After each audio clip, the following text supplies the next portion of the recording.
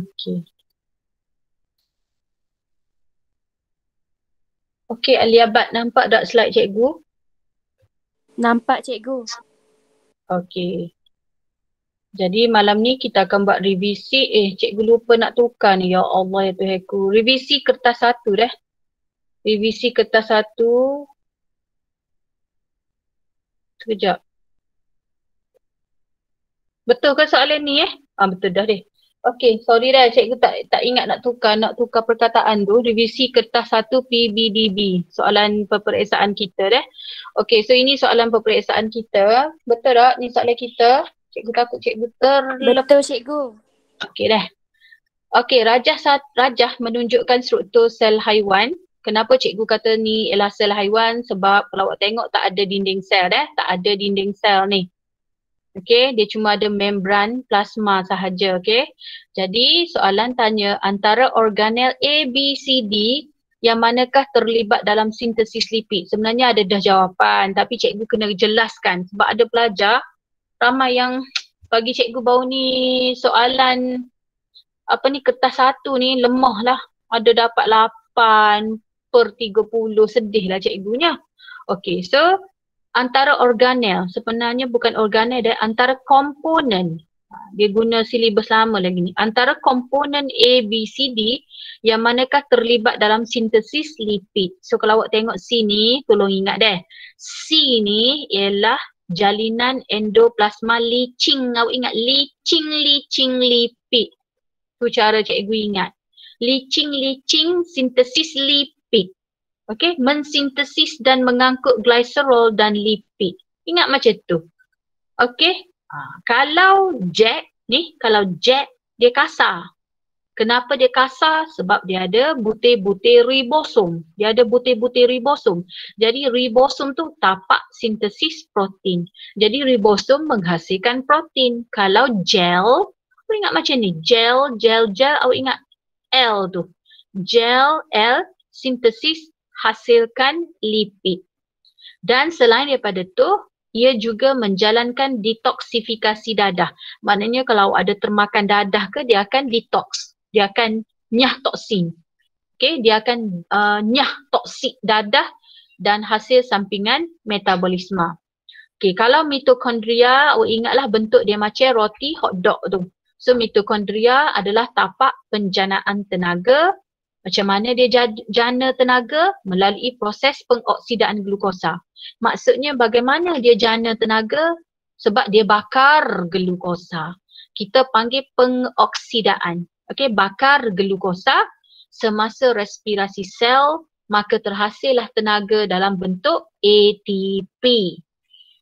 Okey, dan kalau jasad Golgi, tolong ingat, cikgu ada bagi cara nak ingat, 4M.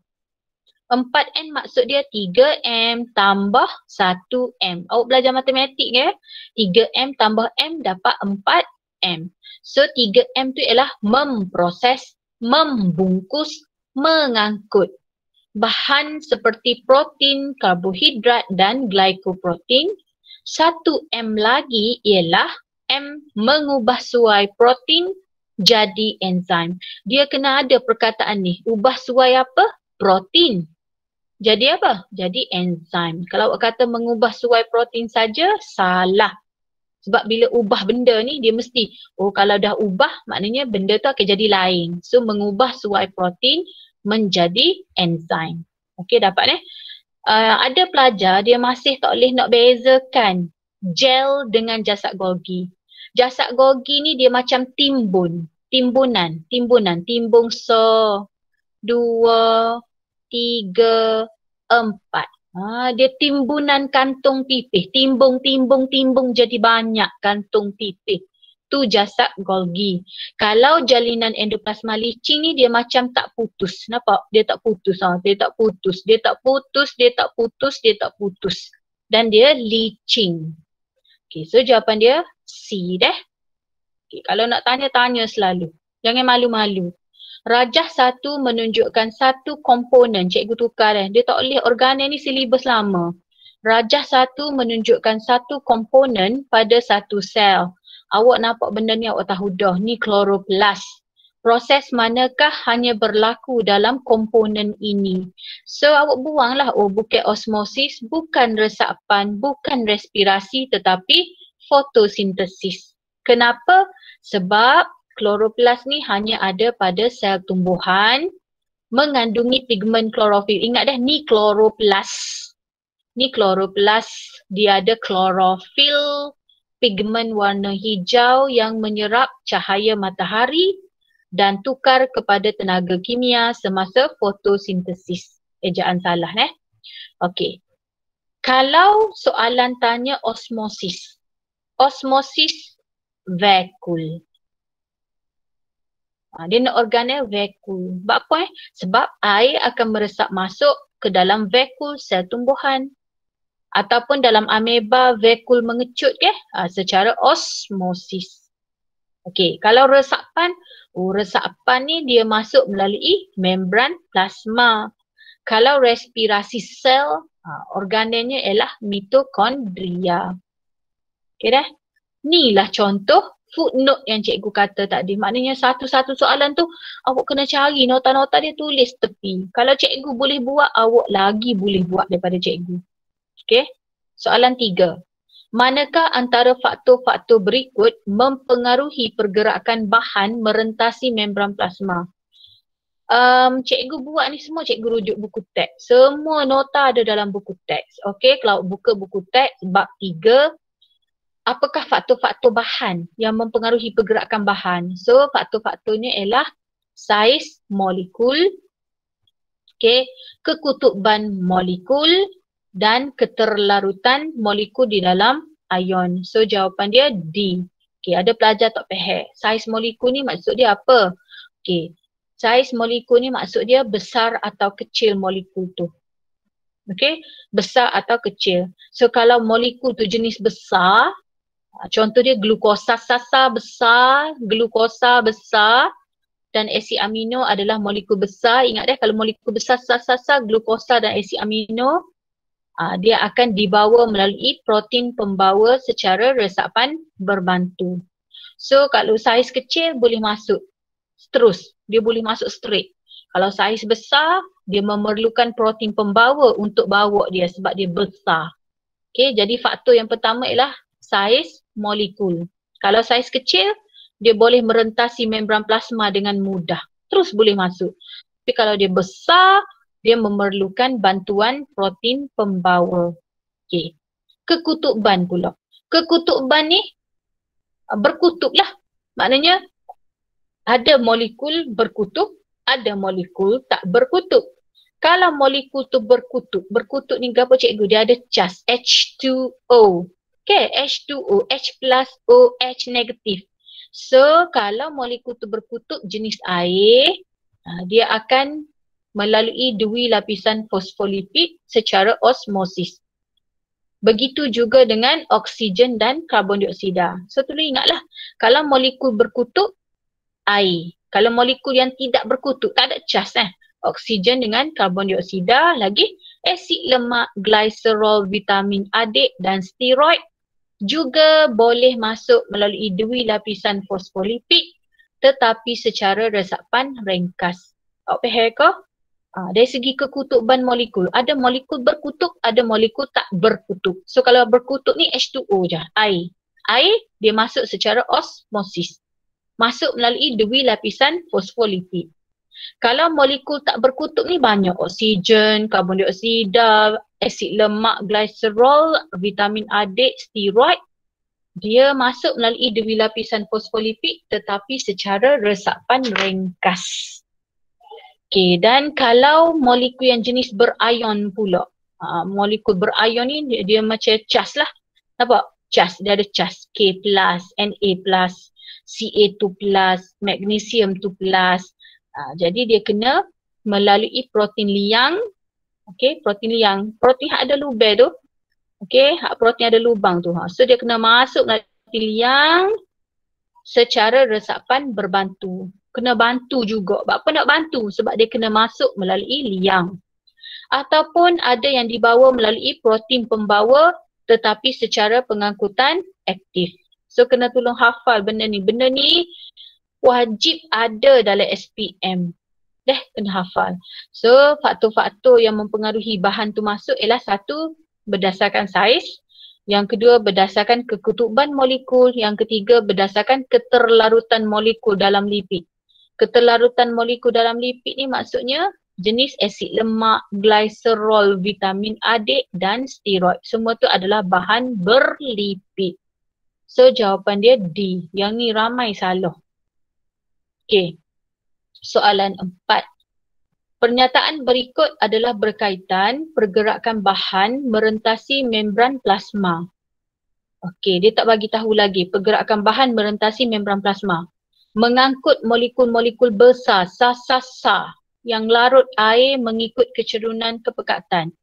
Bila sebut mengikut kecerunan kepekatan, maksudnya ikut cerun. Ikut cerun ni ialah ikut cerun. Maknanya daripada tinggi ke rendah.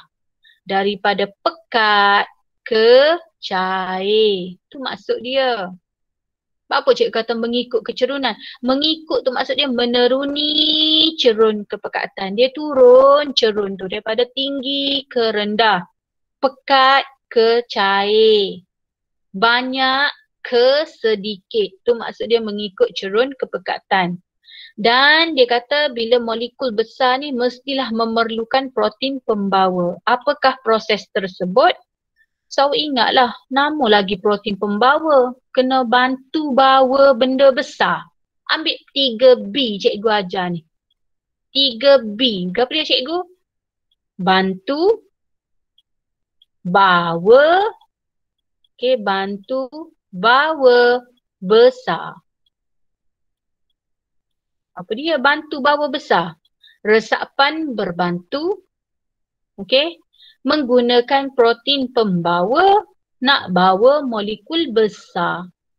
Resapan berbantu nak guna, mesti kena guna protein pembawa sebab nak bawa benda besar.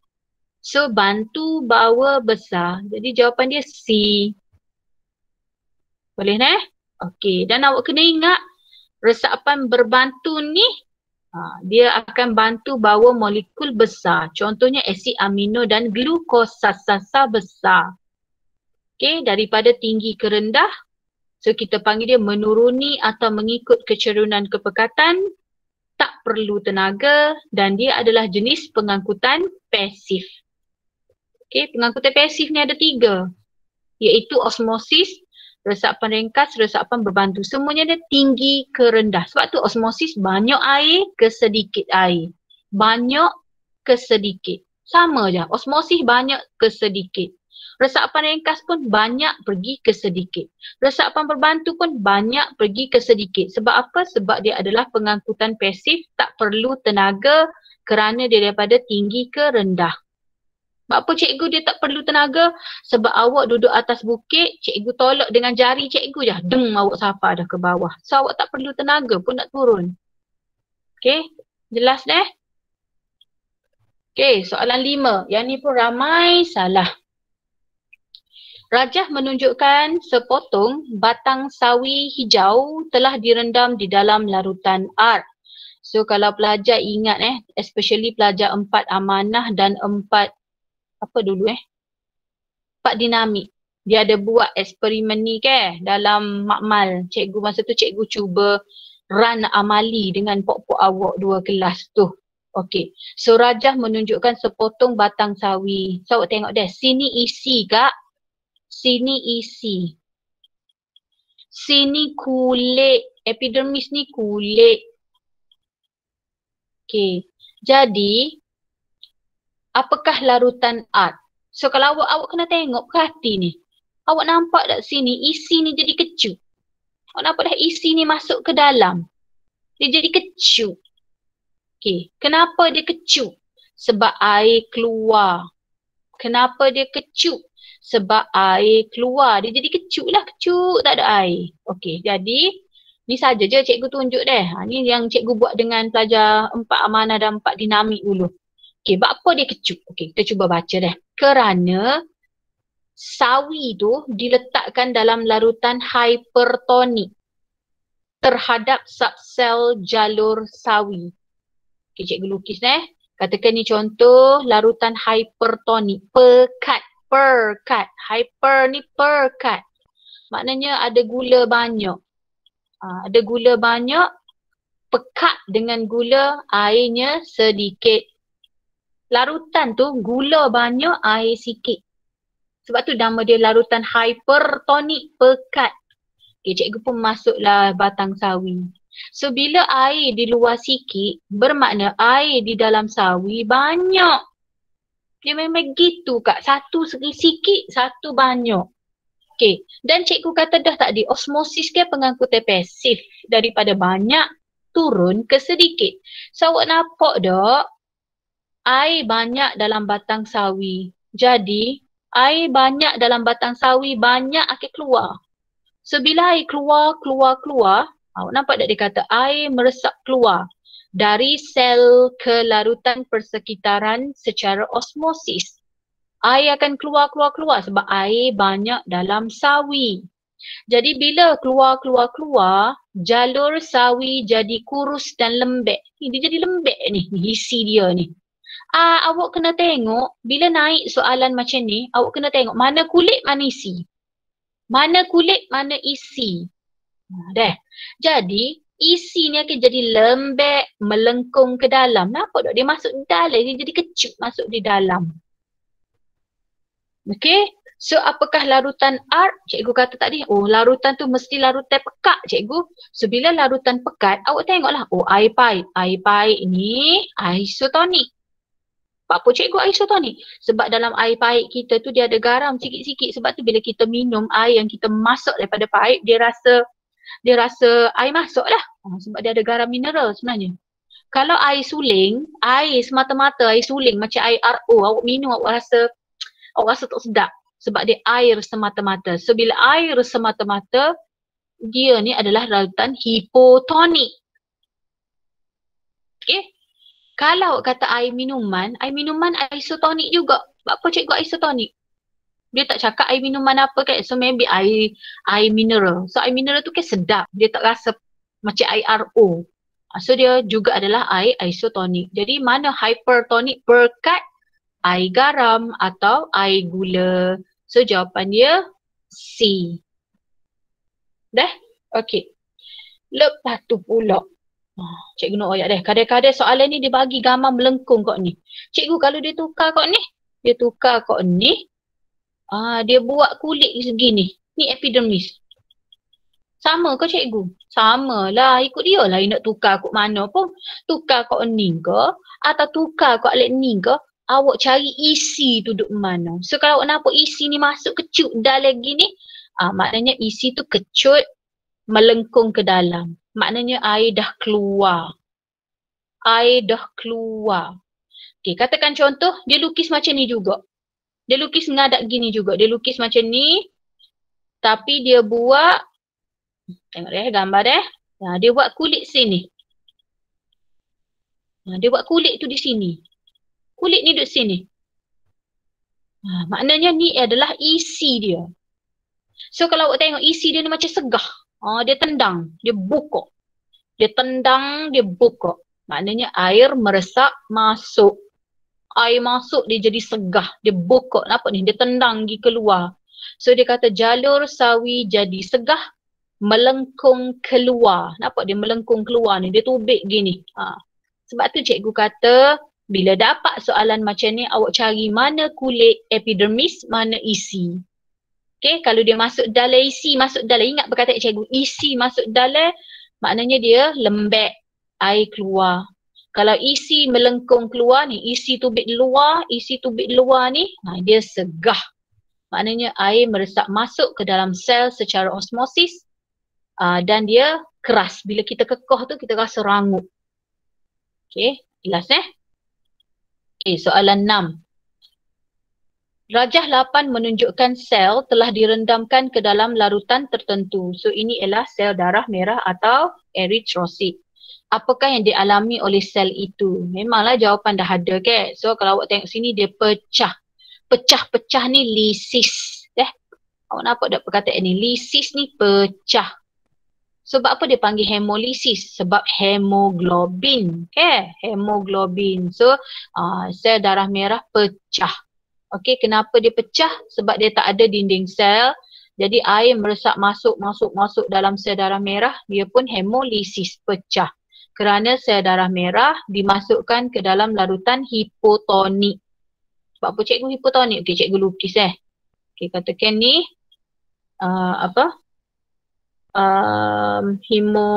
okay. So dia masuk dalam larutan hipotonik. Okay. Maksudnya hipotonik air banyak. Okay. Air banyak di luar lah sebab hipotonik. Air banyak. So dalam ni air sikit. Boleh? Air banyak di luar lah hipotonik. Okay, jadi hipotonik ni biasanya air suling lah. Air suling. Okay, jadi air di luar ke masuk dan dia akan pecah. Sebab banyak pergi ke sedikit. Okay, so dia jadilah hemolisis. Okay, kenapa cikgu buat macam ni pula? Kenapa ada tanda biru dengan merah? Okay, katakan contoh pula. Okay, contoh cikgu nak bagi tahu. Kalau air banyak di dalam sel darah merah, air di luar sikit. Okay, nampak ni? Air di luar sikit. Air banyak dalam sel darah merah. Air banyak akan keluar. Sebab ingat banyak pergi ke sedikit. Tinggi pergi ke rendah. So air daripada sel darah merah keluar. Dia jadi kecut. Kecut ni krenasi. So tolong ingat, kalau sel darah merah kita cuma guna benda ni je. Benda-benda ni je. Hemolisis pecah, krenasi kecut. Jangan guna benda ni. Jangan guna plasmolisis. Plasmolisis ni untuk plant. Untuk kecut juga tapi untuk plant. Plasmolisis plant. Untuk tumbuhan sahaja. Kalau tumbuhan tu kecut. So kita panggil dia plasmolisis. Kalau diplasmolisis maknanya dia tak kecut dah. Di depan tu maksud dia tak kecut dah. So macam mana kita nak bagi sel tumbuhan tu tak kecut? Kita ambil masuk dalam air suling balik. Kita ambil masukkan dalam air suling balik so dia tak kecut dah. So diplasmolisis tak kecut. Okay. Okay, soalan 7. Murid meletakkan baja kepada pokok bunganya dan pokok itu layu. Apakah yang perlu dilakukan untuk mencegah pokok itu dari terus layu? Okay, sebab apa dia jadi layu ni? Okay, kita tengok ni. Sebab dia bagi baja berlebihan. Syarat dia mesti bagi baja berlebihan. So bila baja berlebihan, baja banyak, air sedikit. Okay, so kenapa tak cikgu tulis sini? Air tanah, okay ni istilah dia, air tanah menjadi hypertonik. Okay, air tanah menjadi hypertonik. Dia jadi pekat. Kenapa pekat? Sebab baja berlebihan. Manakala air dalam sel tumbuhan banyak. Dia macam itulah. Air dalam tanah, air tanah tu sikit. Air dalam pokok banyak. So apa jadi? Air meresap keluar dari subsel akar pokok ke dalam tanah. Ingat kalau ada sel tumbuhan kita guna subsel. Sel tumbuhan, sel haiwan tak boleh. Okay, sel tumbuhan boleh subsel. Sel haiwan dia tak ada subsel kan? Okay, sebab dia tak ada vacuole kan? So air meresap keluar daripada subsel akar pokok masuk ke dalam tanah secara osmosis.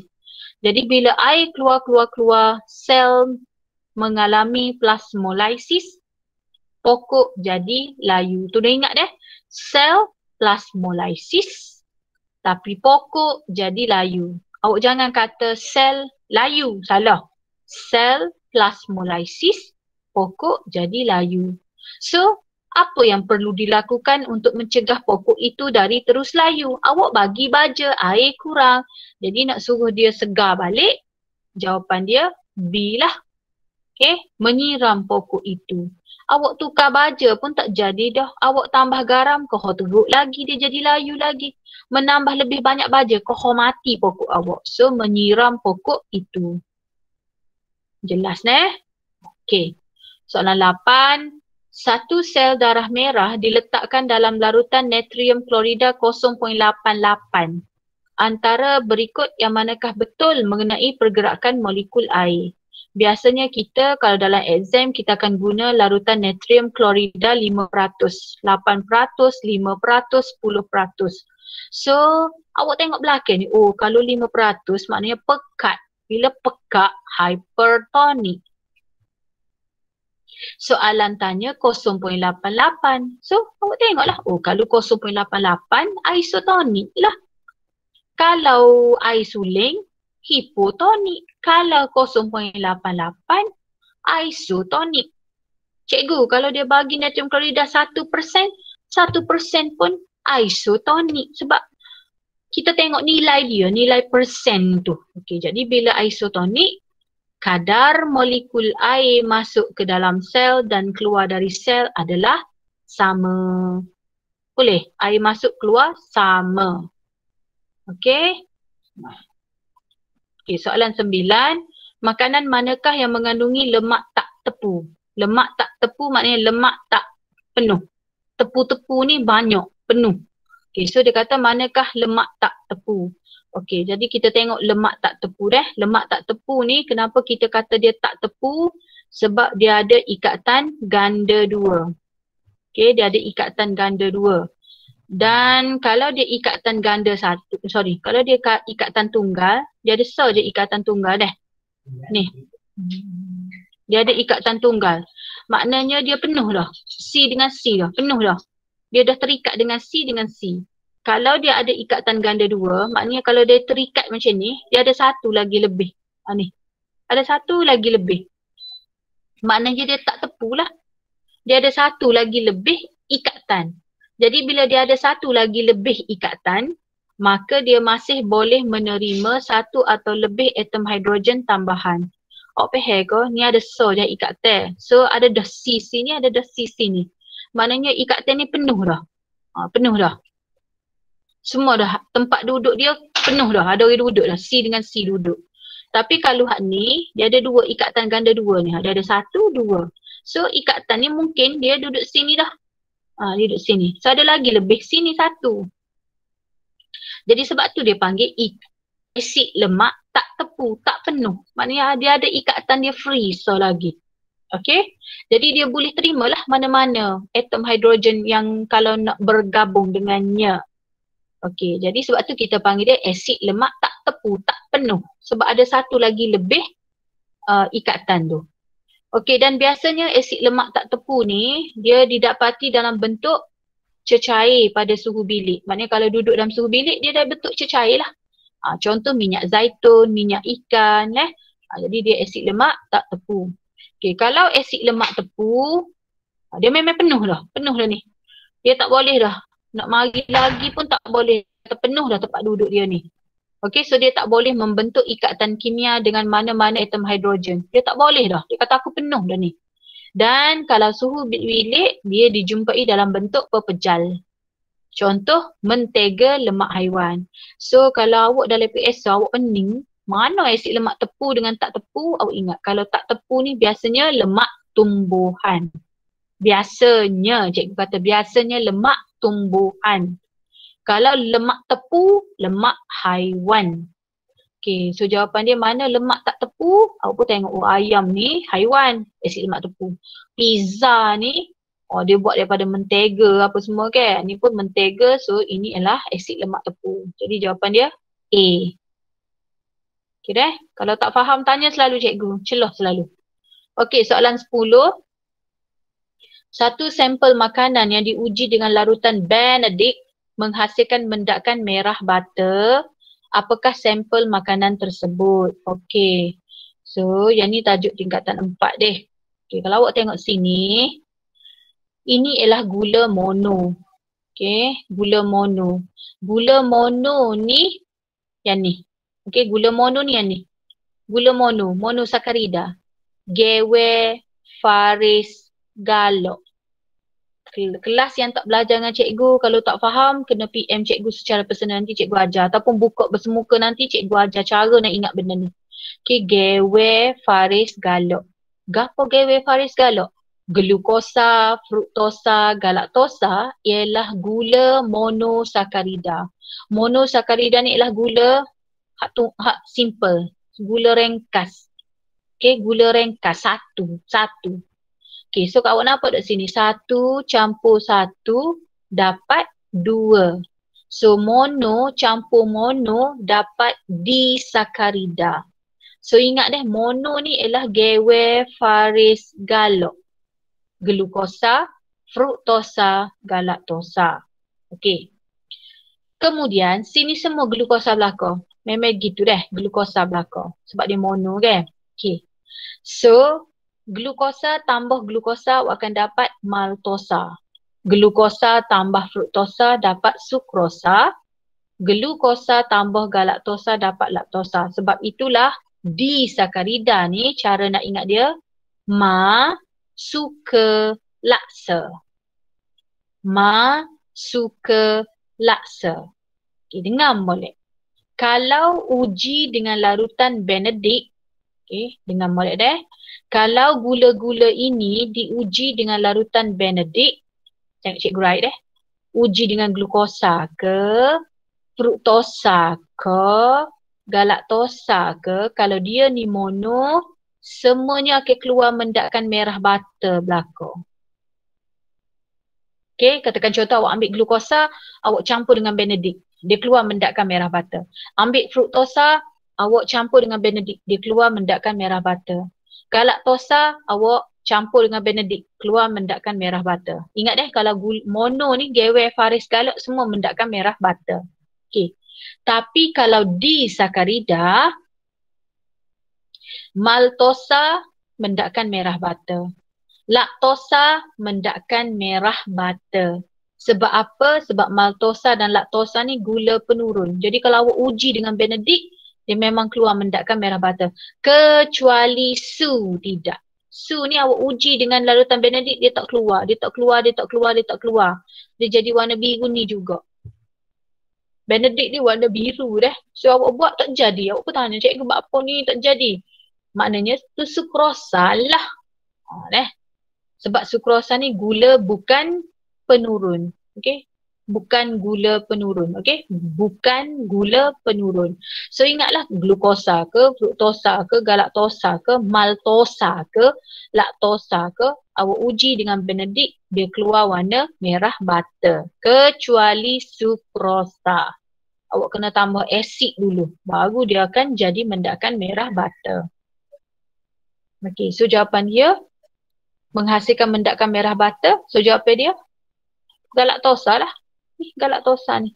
Kalau awak kata glycogen dok, selulosa dok, sukrosa dok. Okay, jelas Yang ni ramai salah. Soalan 10 ni. Okay, soalan 11. Apakah kepentingan asid nukleik? Okay, so asid nukleik ni ingatlah asid nukleik dia ada dua jenis. DNA, RNA. So awak dengar je DNA, RNA, oh tak ada benda lain. Membawa bahan genetik. Okay, A lah, membawa bahan genetik. Kalau awak kata sumber utama tenaga karbohidrat. Kalau awak kata untuk sintesis antibody, protein. Sebab tu kalau awak nak suruh meningkatkan antibody, kena makan banyak-banyak protein. Okay, kalau awak nak pertumbuhan sel baru, sel rosak, protein. So asid nukleik ni DNA, RNA. So dia mempunyai maklumat genetik. Dah. Okey, seterusnya. Soalan 12. Rajah menunjukkan sejenis tisu tumbuhan. Apakah kepentingan penebalan? Oh lah, sebut je penebalan bahan X, lignin selalu. Ingat deh, penebalan bahan X, lignin selalu. Okey, so apa kepentingan penebalan lignin? Kan kita dah belajar, kita dah jawab soalan kertas 2. So lignin ni untuk memberi kekuatan kepada struktur xylem supaya tidak ranap oleh daya tegangan dan perubahan tekanan yang terhasil apabila air bergerak melaluinya. Dia tak say struktur tu pecah, struktur tu ranap sebab air yang lalu tu laju, kekuatan dia tinggi. Jadi jawapan dia untuk sokongan mekanikal lah. Kalau fotosintesis ni flowworm. Untuk mengangkut air ni fungsi xylem. Dia tanya pasal penebalan lignin. Jadi untuk beri sokongan. Okey, soalan 13. Manakah benar mengenai kepentingan pertumbuhan sekunder di dalam tumbuhan? Ni pun kita belajar dah masa paper 2 semalam ke. Jadi pertumbuhan sekunder ni untuk, kita baca dulu Satu, menambah diameter batang tumbuhan dan akar untuk sokongan mekanikal. Maknanya lagi besar diameter, ni nampak ni. Lagi besar diameter batang dan akar, lagi stabil. Okey? Bila dia stabil, dia dapat sokongan mekanikal. So satu betul. Okey, menghasilkan tisu phloem dan xylem yang baru untuk menggantikan tisu yang telah tua dan rosak. Betul lah. Jadi dia menghasilkan lebih banyak tisu xylem dan phloem sebab nak ganti xylem dan phloem yang tua dan rosak. So betul. Okey. Ia membolehkan tumbuhan menambahkan ketinggian. Bila sebut tinggi, pertumbuhan primer. Semalam cikgu kata dah ke? Pertumbuhan primer ni untuk tambah tinggi ke atas dan ke bawah. So salah dah lah tiga ni. Tiga ni salah dah buat. Okey, 4. Menghasilkan kulit kayu yang tebal untuk mengurangkan penyejatan air. Sebab bila dia lagi meristem lateral ke? Dia menambah diameter, so lagi banyak kulit kayu, lagi dia kuat, lagi dia tebal, lagi dia keras. So jawapan dia B. 1, 2 dan 4. Okay, soalan 14. Antara berikut parameter mana tidak sesuai digunakan untuk mengukur pertumbuhan tumbuhan? Okay, yang tidak sesuai. So cikgu pergi yang sesuai dulu deh. Macam mana awak nak tahu pokok tu besar dah? Pokok tu bertumbuh. Awak tengok saiz daun ke? Daun dia daripada kecil, okay, jadi kohor besar. So sesuai untuk ukur pertumbuhan. Okay. Lepas tu awak tengok pokok ke? Awak tanam hari ni, esok, lusa, tahun depan dia kohor tinggi. Okay, betul. Okay. Kita pilih antara jisim basah dan jisim kering. Okay, cikgu pergi jisim basah dulu. Okay, jisim basah ni maksudnya jisim segar lah. Okay, jisim basah ni jisim segar. Boleh diukur pada bila-bila masa dan organisma tidak perlu dibunuh. Namun kaedah ini kurang tepat kerana kandungan air di dalam badan dipengaruhi pengambilan air oleh organisma tersebut. Awak ukur atas penimbang, kita panggil jisim segar lah tu. Apa jisim segar? Sebab awak ukur dengan air-airnya sekali. Sebab tu bila awak ukur berat badan awak, sebenarnya dia tak tepat. Sebab berat badan awak sudah dipengaruhi oleh kandungan air dalam badan. Jadi tak sesuai sebenarnya nak ukur jisim basah atau kita panggil dia jisim segar. Okay? Yang paling tepat ialah jisim kering. Yang paling tepat jisim kering. Apa dia jisim kering ni? Merujuk kepada jisim organisma selepas semua air telah disingkirkan daripada badannya. Caranya adalah dengan menimbang jisim organisma selepas dikeringkan di dalam ketuhar pada suhu 100 darjah Celsius berulang kali. Kalau untuk tumbuhan, boleh. Dia kata namun kaedah ini sesuai untuk tumbuhan. Bolehlah. Awak ambil rumput, awak kering dalam microwave, awak kering 2-3 kali sampai air tak ada, awak dapat jisim dia yang sebenar. Tapi kalau manusia, haiwan tak sesuai sebab awak kena bunuh dulu. Awak masuk dia dalam microwave, awak keringkan, baru awak dapat tak ada air, lembek lah.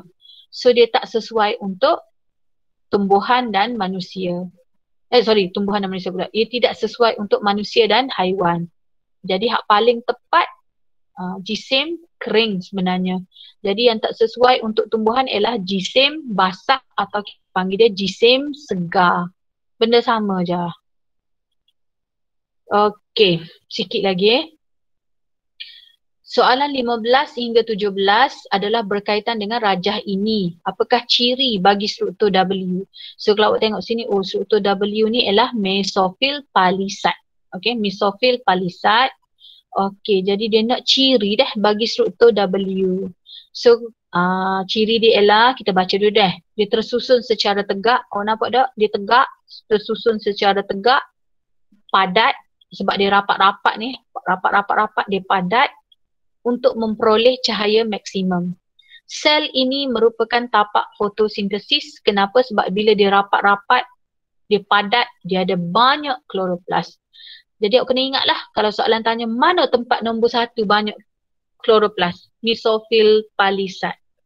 Okey, jadi apakah ciri bagi struktur W yang paling sesuai? Kita terima jawapan D. Padat dengan kloroplas untuk memaksimumkan fotosintesis. Kalau awak kata A, sel-sel disusun rapat. Bukan untuk sokongan deh. Dia rapat tu sebab dia nak suruh dia padat, dia dapat cahaya banyak. Okey, jelas Okey. Y tu mesofil berspan. Dan kalau awak tengok sini Y ni dia banyak ruang-ruang kosong. Mempunyai banyak ruang udara untuk memudahkan peresapan gas karbon dioksida dan air merentasi daun ke sel-sel mesofil palisat semasa fotosintesis. Sebab gas masuk kat ni. So mudahlah gas masuk pergi ke mesofil palisat untuk buat fotosintesis. Dan dia ada kloroplas, cuma dia kurang kloroplas berbanding mesofil palisat. Okay, lepas tu cara nak ingat hak atas ni ialah xylem, hak bawah ni flowworm. So ingatlah I dengan O. Okay, I, O. I dulu baru O. So I duduk atas, O duduk bawah. Okay, xylem dulu, I. Okay, kita tengok soalan. Apakah yang akan berlaku sekiranya bahagian X rosak? X ni ialah I duduk atas, barulah huruf O, flowworm. Jadi, apakah yang terjadi jika xylem rosak? Xylem ni untuk air kan, nak angkut air. So, jawapan dia B lah. Kalau awak kata translokasi, flowworm. Kalau awak kata proses transpirasi kekal sama, dia tak boleh nak sama dah sebab dia rosak. So, jawapan dia B. Okay, ada nak tanya ke setakat ni? Cikgu buka untuk soalan. Kita tambah 2 lagi soalan, lepas tu kita berhenti. And then cikgu akan sambung perbincangan tu dalam kelas PDPR. Ada nak tanya tak setakat ni, nombor 16? Ada nak tanya ke? Kalau tak ada, cikgu sambung sikit lagi. 2 soalan lagi, lepas tu kita habislah. Okay, soalan 17. Mengapakah sel tersusun secara longgar? Y tadi ialah flowworm kan? Dia longgar. Okay, so kita bacalah kenapa dia longgar. Sebab dia ada banyak ruang udara untuk memudahkan peresapan gas karbon dioksida dan air merentasi daun. So jawapan dia C lah. Kalau kata air, salah. Kalau kata nak menerima jumlah cahaya, mesofil palisat. Sini. Okay, kalau awak kata sokongan mekanikal, lagi salah. Jadi jawapan dia C. Boleh untuk menerima jumlah oksigen. Sebab gas masuk melalui ni. Yang stoma ni. Okey, soalan 18. Rajah menunjukkan bahagian pemanjangan akar tumbuhan. Okey, bahagian akar tumbuhan. So, bila akar, sini zon pembahagian sel. Sini zon pemanjangan sel, tambah. Sini zon pembezaan, dy/dx. Ni zon pembahagian. Jadi dia kata di zon manakah sel-sel baru dihasilkan secara aktif? Mestilah membahagi secara aktif. Okey, so jawapan dia A, art sahaja. Sebab apa cikgu art? Sebab art ni ialah zon pembahagian sel yang terdapat meristem apex. Sel-sel meristem giat membahagi secara mitosis. Cikgu buat apa sel meristem apex ni? Cikgu ajar dah kemarin. Meristem apex ni dia ada di hujung pucuk, hujung akar. So ni ialah hujung akar. Kalau gambar pucuk, dia duduk sini, hujung pucuk. Kalau hujung akar, dia duduk di sini. Dia membahagi secara aktif. So bila membahagi secara aktif, dia banyak. Barulah dia masuk zon pemanjangan. Okey, so cikgu berhenti di sini. Next kelas cikgu kena tukar plan dah. Jadi kita jumpa hari Selasa, kita sambung soalan 19 sampai 30. So hari Ahad malam kilau gemerlapan, cikgu akan pecahkan awak kepada grup-grup tadi. Awak tahu dah nama awak duduk dalam grup mana-mana. So cikgu akan bagi je soalan. And then cikgu akan bagi tahu lah soalan ni untuk grup mana, soalan ni grup mana.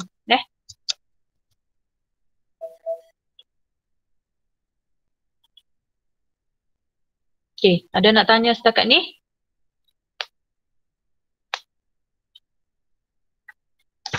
Tak ada nak tanya, senyap je malam ni. Ada nak tanya ke? Tak ada cikgu. Okey, so kalau tak ada apa-apa, siapa yang ada kemudahan photostat atau print, siapa yang tak ada kena salin. So awak salin lah setakat cikgu. Awak salin setakat cikgu hantar slide lepas ni. Okey, Assalamualaikum. Waalaikumsalam. Terima kasih cikgu. Terima kasih cikgu. Waalaikumsalam. Terima kasih Terima kasih cikgu. Hmm.